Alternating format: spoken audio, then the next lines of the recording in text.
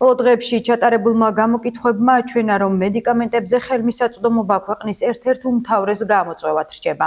მიუხედავად გარკვეული რეფორმებისა, მოსახლეობის დიდი ნაწილისთვის აფთიაქში შესვლა სერიოზულ ფინანსურ სტრესთან არის დაკავშირებული.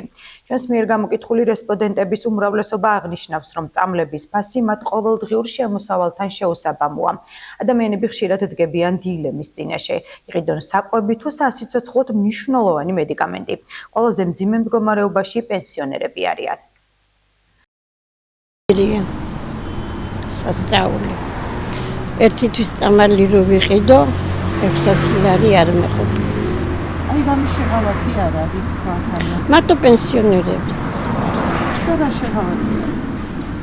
როგორც პენსიონერი გვიკლებენ რა თანხას. და მაინც 600 ჯანდას.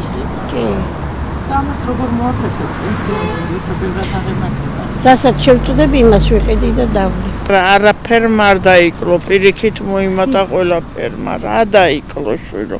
ვინ დაგიკლებს ყველაფერი ისევ თუნდაც პროდუქტი, თუნდაც ისევ ფასები. დაბალი ფენა რომელიც არის ძალიან უჭირთ იმათ პენსიის ყიდვა და საკვების ყიდვა. ნავისამოსრებულო ხოლმე პროგრამიდან უფასოთა. რა ვიცი. ზოგადად ფასები ხო არა უშავს, არის საშუალო ფასებია. გაჭირვებული ადამიანებს უჭირთ ალბათ რა ვიცი. აი ძირითადად პენსიონერებს კი. ახერხებენ მეტნაკლებად, ზოგი საერთოდ ვერ ახერხებს.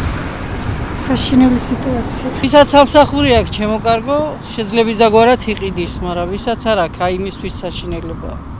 თანდაც ძალიან მაღალი ფასები აქვს, ძალიან. იზახია რომ დავაკლებთ, მაგრამ ვინ აკლებს, არავინ არ აკლებს. გვატყუილებენ რა ერთ სიტყვით.